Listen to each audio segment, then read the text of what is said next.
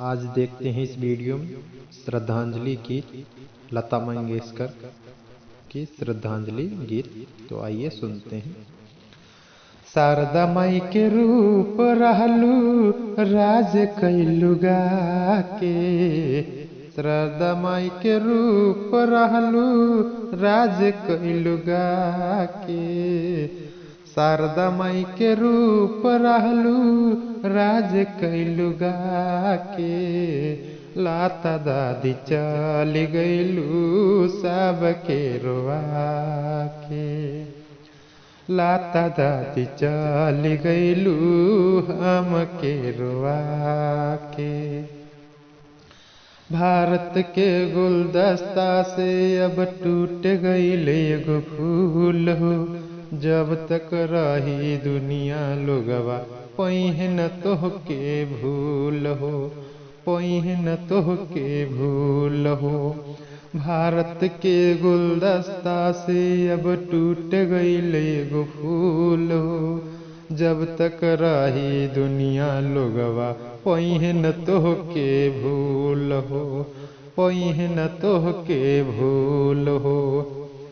गीतिया से अपना गईलू महफिल सजा के, गीतिया से अपना गईलू महफिल सजा के, लाता दादी चल गईलू हमके रोआ के, लाता दादी चल गईलू सबके रोआ के।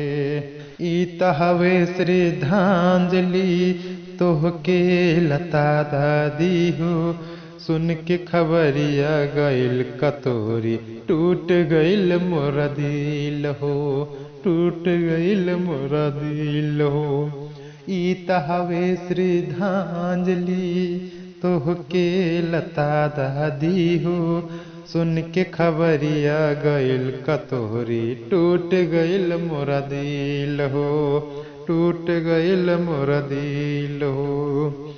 जबले रहलू जीवन में सबके हंसलू हंसा के, जबले रहलू जीवन में सबके हंसलू हंसा के, लाता दादी चल गईलू सबके रुआ के, लाता दादी चल गईलू सबके रुआ के। शारदा माई के रूप रहलू राज कैलू गा के, शारदा माई के रूप रहलू राज कैलू गा के, लाता दादी चल गईलू सबके रुआ के, लाता दादी चल गईलू हमके रुआ के।